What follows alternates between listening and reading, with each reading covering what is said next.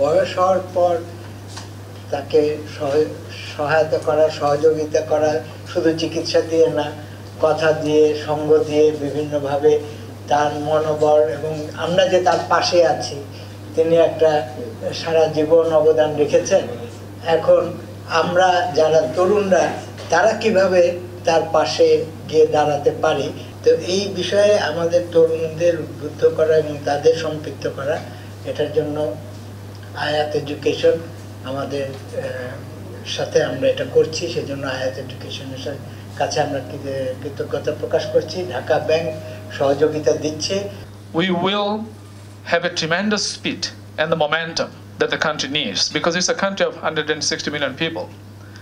If the government comes forward, then the private sector will come forward. It has to be a teamwork.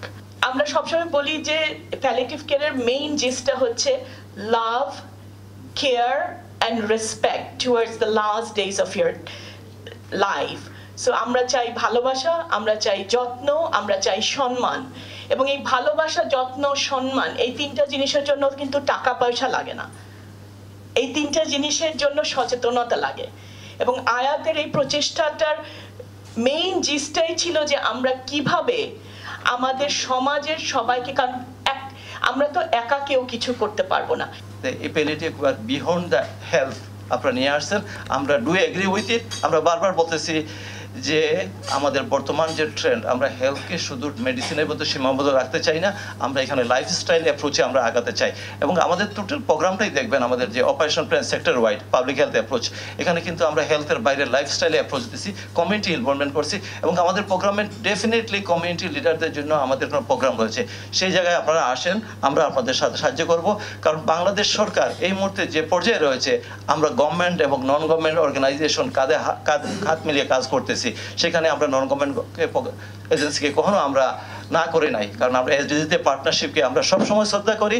বিমলাংশু স্যারের সাথে আমি বলি যে ওনার সাথে আমাদের ডাইরেক্টর জেনারেল হেলথ সার্ভিসের আইএসটি প্রোগ্রাম, যেখানে আমি একসময় লাইন ডাইরেক্টর ছিলাম, স্যারকে সাপোর্ট করছি। আমরা প্রায় 8-10 বছরে আমাদের পার্টনারশিপ, আমরা সেই জায়গায় আমরা দেখেছি, আমরা সেই পার্টনারশিপ করব। আমরা বিশ্বাস করি হেলেন কিলারের সেই কথাটা, alone we can do so little, together we can do so much. Helen Keller, আমি আয়াত ফাউন্ডেশনকে বলবো, আসলে স্যার অ্যাডভোকেসির তো শেষ নাই। থ্যাংক ইউ ভেরি মাচ যে আপনারা এই জিনিসটা আমার অ্যাডভোকেসি করে আমাদের নজরে নিয়ে আসেন। আমাদের সাথে আপনারা একটা এমইউ করেন। আপনাদের যে সমস্ত অ্যাক্টিভিটি আমরা দেখব, আমাদের ফাইন্যান্সিয়াল ব্যাপারটা আছে, আমাদের we must honour the public financial system গভর্নমেন্টের, সেটাকে শ্রদ্ধা করে, সেটাকে রেখে আপনাদের সাথে কিভাবে আমরা অ্যাডমিনিস্ট্রেটিভ এন্ড আদার সাপোর্ট দিতে পারি, আমরা খোলা মনে আমাদের সাথে আগাবো। তো আজকে প্রথম আলো যারা এক সময় খুবই অনেক ধরনের এইসব আলোচনা সভা মানে করতেন, আয়োজন করতেন, এখন বোধহয় অনেক কমে গেছে। এবং তার একটা কারণও বোধহয় আছে যে অনেক বিষয় যেগুলো নিয়ে আগে খুব বেশি আলোচনা হতো, সেগুলো মোটামুটি একটা সমাধানে পৌঁছে গেছে। আমরা তো তখন খুবই দুরবস্থায় ছিলাম।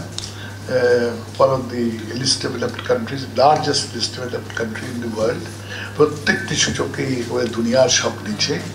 এখন আমরা একটা স্বস্তির অবস্থানে আছি, মানে খুব যে একটা কিছু হয়েছে সেটা নয়, কিন্তু যে অবস্থায় ছিলাম সেই অবস্থায় নাই। এখন আমরা একটু উন্নত চিন্তাধারা যদি পোষণ করি, তখন কেউ আমাদের নির্বোধ বলবে না, বলবে যে হ্যাঁ তারা তো ভালো টালো কাজ করে, তো সুতরাং এরকম যদি উচ্চ ধারণা পোষণ করে সেটা পোষণ করতে পারে। So this is the big change in the last 10-15 years. তো এইরকম একটা সুসময়ে আমার মনে হয় এই প্যালিয়েটিভ কেয়ারই বলি বা বোন মেরো ট্রান্সপ্লান্টেশনই বলি, এইগুলোতে আরও অধিকতর অগ্রগতি সম্ভব, এবং সেইটার পথেই আমরা যাচ্ছি।